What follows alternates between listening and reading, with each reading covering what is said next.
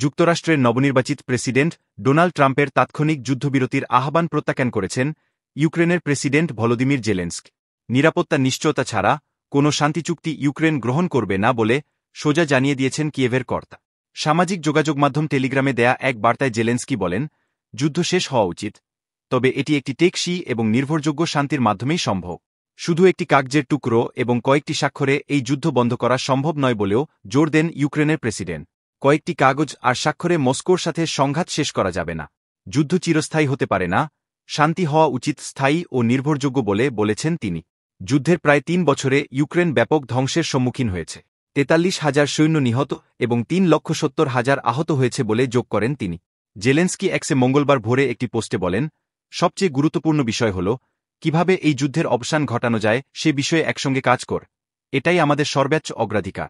প্যারিসে বৈঠকের সময় আমরা ঠিক এই বিষয়েই আলোচনা করেছি। আসন্ন মার্কিন প্রশাসনের অধীনে ইউক্রেনের প্রতি সমর্থনের মাত্রা নিয়ে কিয়েভের আশঙ্কা বৃদ্ধির প্রেক্ষাপটে ফরাসি প্রেসিডেন্ট ইমানুয়েল ম্যাখ্রো শনিবার রাজধানী প্যারিসের এলিসি প্রাসাদে জেলেনস্কি ও ট্রাম্পের মধ্যে ত্রিপক্ষীয় আলোচনার আয়োজন করেছিল। বৈঠকের পর জেলেনস্কি বলেন, আমেরিকা এমন কিছু অর্জন করতে সক্ষম যা অন্যরা করতে পারেনি। যুদ্ধ শেষ করতে হলে আমাদের প্রয়োজন একতা, আমেরিকা, ইউরোপ এবং বিশ্বের সকল দেশের একতা যারা নিরাপত্তাকে মূল্য দেয়। তিনি আরও বলেন, পুতিন শুধুমাত্র তাকে এবং সম্ভবত চীনকে ভয় পা। বৈঠকের পর জেলেনস্কি বলেন, আমেরিকা এমন কিছু অর্জন করতে সক্ষম যা অন্যরা করতে পারেনি। যুদ্ধ শেষ করতে হলে আমাদের প্রয়োজন একতা, আমেরিকা, ইউরোপ এবং বিশ্বের সকল দেশের একতা যারা নিরাপত্তাকে মূল্য দেয়। তিনি আরও বলেন, পুতিন শুধুমাত্র তাকে এবং সম্ভবত চীনকে ভয় পা।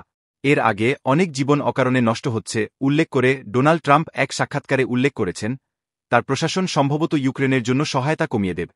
সেই সঙ্গে দ্রুত এই সংঘাতের সমাধান করতে সক্ষম বলেও দাবি করেছেন ট্রাম্প। যদিও তার কৌশল সম্পর্কে বিস্তারিত কিছু উল্লেখ করেননি তিনি। ট্রাম্পের কথায় রাশিয়া এবং ইউক্রেনের মধ্যে অবিলম্বে আলোচনা শুরু হওয়া উচিত। ট্রাম্প দীর্ঘদিন ধরে দাবি করেছেন, তিনি ক্ষমতায় একবার আসলে ২৪ ঘণ্টায় প্রায় ৩ বছরের সংঘাতের নিষ্পত্তি করবেন, যা ইউক্রেনের মধ্যে শঙ্কা জাগিয়েছে এই শান্তির বিনিময়ে দেশটিকে বিশাল এলাকা ছেড়ে দিতে হবে। ট্রাম্প রোববার নিজের ট্রুথ সোশ্যাল প্ল্যাটফর্মে অবিলম্বে যুদ্ধবিরতি করার আহ্বান জানিয়ে লিখেছেন, জেলেনস্কি একটি চুক্তি করতে ও পাগলামি বন্ধ করতে প্রস্তুত।